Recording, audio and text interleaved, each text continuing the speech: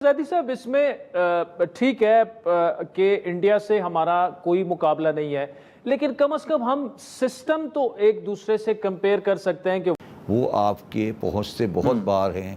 तो इंडिया तो अब आपके साथ नहीं है। अपना मुकाबला आप अफ़गानिस्तान से कर लें, सोमालिया से कर लें, बोट्सवाना से कर लें, ये हो सकता है। इंडिया के साथ तो अब आपका कोई मुकाबला नहीं। एस्टैब्लिशमेंट भी चाहती है, लेकिन अगर इंडिया से ओपनिंग हो, जब प्राइम मिनिस्टर नवाज शरीफ ये मानता है कि हमसे गलतियां हुई हैं माजी में, तो आई थिंक आपको नहीं लगता कि अगर इन केस नरेंद्र मोदी साहब जीतते हैं जो इलेक्शंस आ रहे हैं, तो उनके पास भी एक ऑप्शन है। आजकल मियाँ साहब कह रहे हैं, मियाँ साहब कह रहे हैं गलती हो गई है जरूर, हम आज फिर दोबारा हम तिजारत खेल लें। करेगा ये नहीं करेगा, नहीं करेगा। अभी मोदी साहब आके देखेंगे पहले आपने वाजपेयी के साथ किया क्या था, उसमें कद आपकी कितनी पावर थी और आज आपकी कितनी पावर है। तो क्या अब हम ये कहें कि हम मोदी और नेतन्याहू की क्लाइंट स्टेट बन गए हैं कि हम उनको जवाब भी नहीं दे सकते? ये बड़ा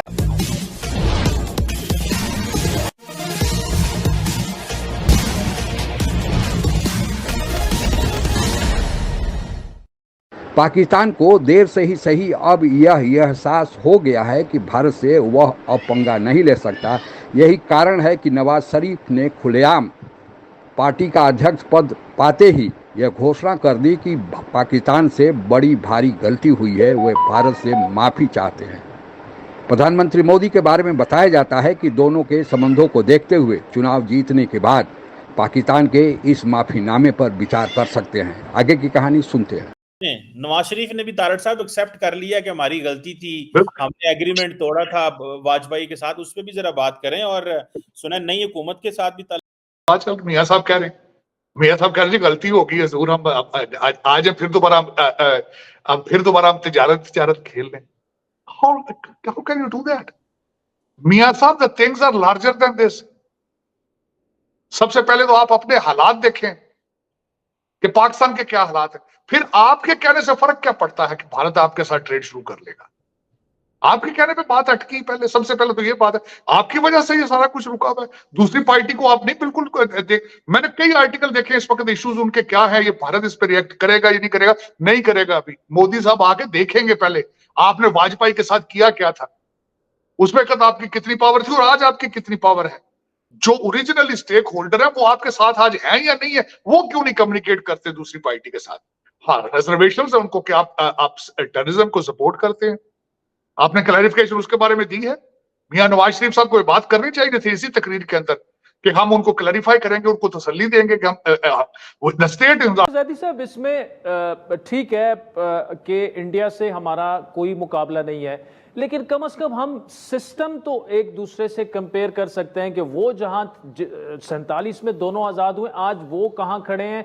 चले बांग्लादेश से हम देखें ना, जिस तरह आपने एक वर्ड यूज़ किया कि ट्राइबल सोसाइटी। दोबारा बात करता हूँ, आप इस मुल्क में जब इंडिया के बारे में बात करते हैं या इंडिया की कोई डिस्कस करते हैं, तो फिर शाम को आपको ये खौफ होता है कि पता नहीं मेरे साथ अगली सुबह क्या होगा। और फिर अजीब अजीब तरह के टीवी पे प्रोग्राम देखते हैं कि जी ये साहब तो इंडिया के बारे में बात कर रहे हैं। तो आदिल साहब, आप इस चीज़ को रियलाइज़ करें कि आपकी बात नहीं कर रहा मैं, हमारे डबल स्टैंडर्ड हैं। हम उनके बराबर तो बनना चाहते हैं, मगर जो अच्छाइयाँ उन्होंने की है वो हम देखना नहीं, समझना नहीं चाहते। तो मजम्मत ना मोदी की मजम्मत, उधर मोदी नाम लेके कह रहा है मैंने इनका दिफा देख लिया, मैं तो लाहौर से हुआ आया हूँ बगैर सिक्योरिटी के। कोई मजम्मत नहीं, मोदी के उस बयान की कोई मजम्मत नहीं। पाकिस्तान के अंदर जुडिशल किलिंग कर रहा है, खुद उनका मिनिस्टर कह चुके हैं हम लोग घुस के मार रहे हैं, कोई मजम्मत नहीं, किसी का नाम नहीं लिया गया। तो क्या अब हम ये कहें कि हम मोदी और नेतन्याहू की क्लाइंट स्टेट बन गए हैं कि हम उनको जवाब भी नहीं दे सकते? ये बड़ा नेतन्याहू से नहीं लड़ना, हमने मोदी से नहीं लड़ना, हमने सिर्फ सोशल मीडिया से लड़ना है, तहरीक इंसाफ से लड़ना है। क्या इसलिए कौम आपको 2-2.5 हज़ार अरब का बजट दे रही है कि तहरीक इंसाफ के सोशल मीडिया से लड़ें? मोदी से ना लड़ें, नेतन्याहू से ना लड़ें, लेकिन आप सोशल मीडिया से लड़ें। ये ही पैदा कर रहे हैं, मजीद आप करते रहे हैं माजी के अंदर। आपकी दुकान थी दहशतगर्दी की, ये भी साथ एडमिट करना चाहिए था आपको कि अफगानिस्तान के अंदर हकानी वगैरह ये सारे जो भैन भरा उठे बैठे हैं अफगानिस्तान से, you were the one created them. ये भी तो फिर बताया ना उनको कि हाँ गलती हमसे हुई है, लेकिन ये सारा कुछ कि अब हम नहीं करेंगे, अब हम नहीं करेंगे। वो पोर्टफोलियो आपका है नहीं।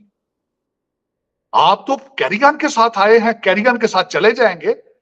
जो परमानेंट लोग बैठे हैं उनसे कहें कि बात करें। मैं बिल्कुल चीमा साहब मैं दो दिन से ये पढ़ रहा हूँ चीजें, क्योंकि आपको पता है कि मेरा this is what my objective is to normalise the relationship somehow in between these both countries, और ट्रेड शुरू हो। मैं यहाँ अबू धाबी में 2-3 दिन से मैं मुसलसल मिल रहा हूँ इंडियन एंटरप्रेन्योर्स के साथ और इंडियन डायस्पोरा के साथ, और कम्युनिकेटिंग विद देम। हर एक ये कहता है, एग्री करता है कि ट्रेड होना चाहिए, ट्रेड के साथ चीजें नॉर्मलाइज हो जाएंगी, मसाइल हल हो जाएंगे आहिस्ता आहिस्ता स्लोली है, और उसको बेहतर बनाने के लिए क्या किया जा सकता है?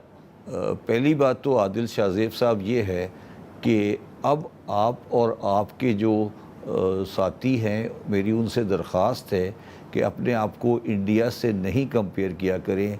वो एक तहज़ीब याफ्ता डॉक्यूमेंटेड मुल्क है और आप एक ट्राइबल सोसाइटी अनडॉक्यूमेंटेड इकनॉमी है। आपका उन दोनों का कोई मुकाबला नहीं है, वो आपके पहुँच से बहुत बाहर हैं। तो इंडिया तो अब आपके साथ नहीं है। आप अपना मुकाबला आप अफ़गानिस्तान से कर लें, सोमालिया से कर लें, बोट्सवाना से कर लें, ये हो सकता है। इंडिया के साथ तो अब आपका कोई मुकाबला नहीं है। मगर फैक्चुअल पोजीशन ये है कि बॉम्बे की प्रॉपर्टी टैक्स जो है वो पूरे पाकिस्तान के प्रॉपर्टी टैक्स से ज़्यादा है। भारत हमेशा से ही पाकिस्तान के साथ अच्छे संबंधों का हामी रहा है, लेकिन पाकिस्तान भारत को अपना दुश्मन नंबर 1 समझता है। यही कारण है कि भारत से अलग होने के बाद 1 महीना के अंदर ही पाकिस्तान ने अपनी सेना के साथ कुछ आदिवासियों को मिलाकर भारत के जम्मू कश्मीर राज्य में घुसपैठ करा दिया, और उसे लगता था कि यहाँ उसको सफलता मिलेगी, लेकिन सफलता नहीं मिल पाई।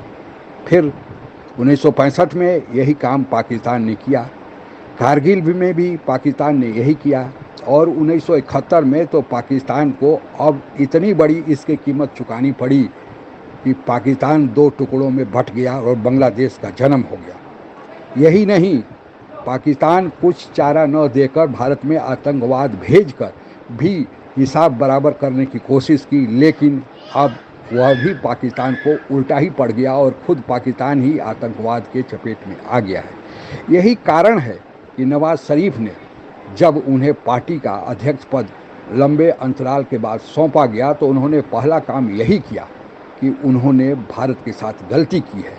वाजपेयी साहब पाकिस्तान जाकर पाकिस्तान को तस्लीम किए थे और पाकिस्तान के साथ खुले हृदय से संबंध सुधारना चाहते थे, लेकिन पाकिस्तान के तत्कालीन सेनाध्यक्ष जनरल मुशर्रफ ने भारत के पीठ में छुरा घोंप दिया। उन्हें लगता था कि नवाज शरीफ भारत के साथ जो संबंध सुधार रहे हैं वो गलती कर रहे हैं, क्योंकि पाकिस्तानी सेना की रोजी रोटी ही इसी पर चलती है कि भारत को दुश्मन नंबर 1 माना जाए और पाकिस्तान के संसाधनों को दोहा जाए नए नए हथियार खरीदने के नाम पर। लेकिन वही जनरल मुशर्रफ जब नवाज शरीफ को तख्ता पलट कर खुद मार्शल लॉ चीफ बन गए, वहाँ पाकिस्तान का सत्ता संभाल लिए, तो फिर मुशर्रफ ने भारत के सामने गिड़गिड़ाना शुरू किया कि संबंध सुधारे। लेकिन मुशर्रफ की बात कौन सुनता है। धीरे धीरे पाकिस्तान के जितने भी अन्य नेतागण आए या पाकिस्तान के जो सेना के प्रमुख आए, चाहे जिसमें जनरल बाजवा का नाम सबसे आगे आता है, उनको यह एहसास होने लगा कि लगातार युद्ध की स्थिति में तनाव बनाए रखने से पाकिस्तान का ही नुकसान हो रहा है, क्योंकि भारत ने अपने आर्थिक विकास की गाड़ी इतनी तेज कर दी है कि पाकिस्तान चाह कर भी अब उसके आसपास भी नहीं टिकता। यही कारण है कि अब पाकिस्तान के जो नवाज शरीफ हैं, जिनके प्रधानमंत्री मोदी से अच्छी जान पहचान और अच्छे संबंध बताए जाते हैं, लेकिन पाकिस्तान में तो एक समय यह भी नारा लगता था कि भारत का यार है वो गद्दार है।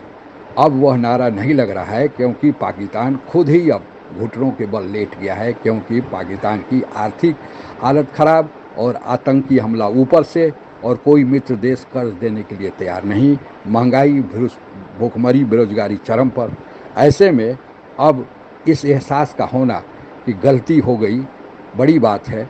भारत चुनाव जीतने के बाद प्रधानमंत्री मोदी इस पर संभवतः विचार करेंगे और पाकिस्तान को एक बार फिर सुधरने का मौका देंगे। आज के लिए बस इतना ही। जय हिंद। आप अगर हमसे जुड़ा रहना चाहते हैं तो कृपया मेरे चैनल को सब्सक्राइब करें तथा बेल आइकन भी दबा दें, ताकि नई वीडियो की जानकारी तुरंत आप तक पहुंच जाए। धन्यवाद। जय हिंद।